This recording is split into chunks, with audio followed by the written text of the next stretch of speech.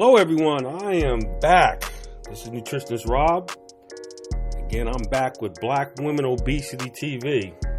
And for you first timers, this channel is about the obesity problem in the black community, period.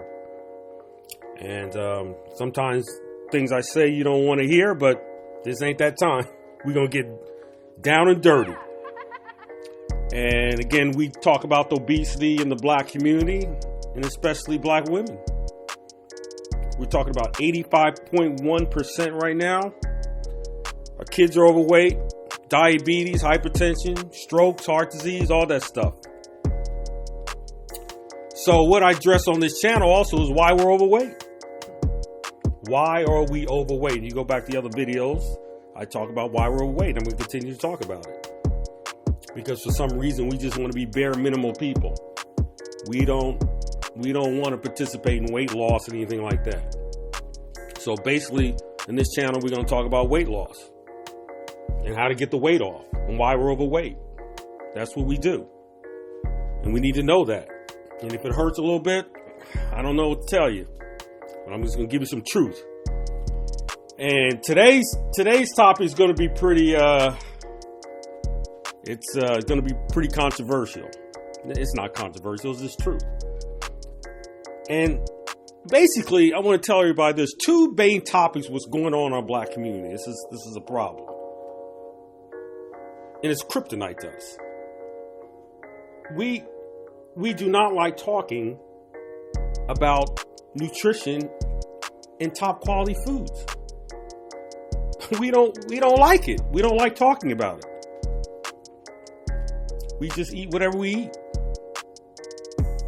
And my family and friends, they can't stand talking about it. Can't stand talking about top quality foods, organic foods. Hate it. And we're going to talk more about that. Second thing we don't like talking about is we don't like talking about the system of white supremacy. The system of white supremacy, which means that we're running in a system. And this system has oppressed us for 400 years. We don't like talking about it. But in order to talk about the foods, you have to talk about this because they're running a system against black people, original black people who came on those ships. And they're still running this system. So we can't stand talking about those two things. And we also don't like talking about how this money functions out here. But that's another topic. So, I mean, obviously, for 250 years, we were quarantined. I mean, I don't know what else to tell you. In the next 100 years, we were living in terrorism with Jim Crow laws all over the country. So we still believe in this system. And I'm trying to tell you, they do this through the foods now. It's just a different technology. The technology is different. So they got to get you somehow. And they've gotten us. And this is why this channel exists. So I can try to tell you what's going on. Open your eyes. All right? So today, we're going to do a little series. And we're going to talk about a very sensitive subject for most black people in America. And most of you are not going to like what I'm going to be talking about. Some of you are going to act on it, and some of you are going to be angry. So today we're going to talk about the church. The black church in America and how they deal with obesity and health of our people. And you know what? The church wants no part of it. I've been in there. We're going to talk about it. I've been in there. They can't stand it. So, I'm going to give you some solutions to the problem, church. But first, we're going to have to talk a lot of truth. I have the solution. I've talked to churches before. And again, we're going to get back into that. I want all the pastors to hear this. You better look yourself in the mirror. I'm not saying all people, but the majority of them are all the same. They run in the same game. All right, let's talk some truth. Let's talk some truth about the church. Number one, here are the three main issues of the church when it comes to health and eating habits of their members, and in whatever community or neighborhood you're talking about. Number one, eating healthy is just it's not a major priority. Eating healthy is not a main priority. Not at all. What the church basically pumps is, prescription drugs. Everybody get their drugs. Got to get my medications. You got to get vaccinated. Everybody goes. I see these church out there pumping people to get vaccinated. And whatever the doctors say.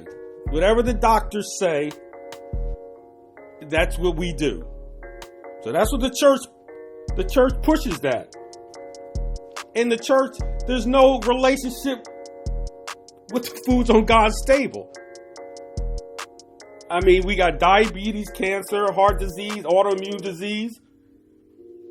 I mean, we're natural healing people. Most people don't even believe that. We don't believe that we're natural healing people anymore. Okay? So it's not a priority to talk about it. All right? Number two, the church allocates very little funds towards health-related projects.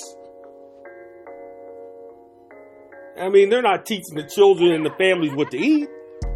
The pastor don't pump. He's not there. He's there to teach the word. We can come back to that. He's here to teach the word. He ain't in there. He ain't no damn health counselor, an eating coach. That's not his job. They usually have a health coordinator, right? Well, I've dealt with many churches, and they usually have health fairs, right? Where we do blood pressure, and we should do blood sugar tests, etc. They'll have that in there. And usually the attendance is very low. Nobody goes to them. I mean, I've been to a lot of them. My wife and I would go into the churches for free and do blood sugar testing in the churches. And we would also, if you had diabetes, we can get you diabetic supplies, diabetic shoes for free. No charge.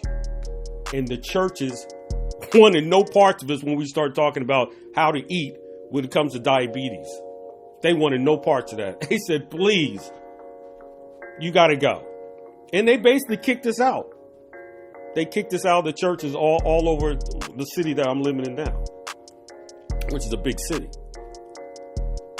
Okay, so the last health fair I went to, make a long story short, I went there as a nutritionist selling counseling, weight loss, and the pastor there, assistant pastor, was a female, and she's talking to me. She says she was a vegetarian. Great, but I turned around and they were feeding the kids hot dogs.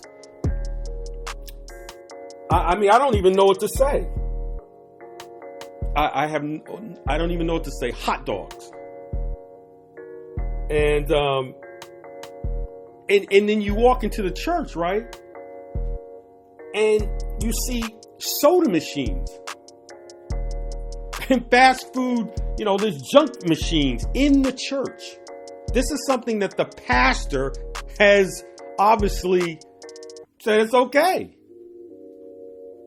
And you got all these people with diabetes in the church. I talked to one pastor. He said about 600 people of his people got diabetes in the church. 600 people. That's unbelievable. The church foods are disgraceful. The kitchen, you go into the kitchen, it's nothing but junk, pork, all this poisons that's in there, and it's crazy. We just don't know. No one cares about the food. No one cares about the kids. As long as the food tastes good, everybody goes down there and eats. They don't care. Black people don't give a damn what's in the food. We don't question anything. And the church is big time responsible for a lot of problems that's out here.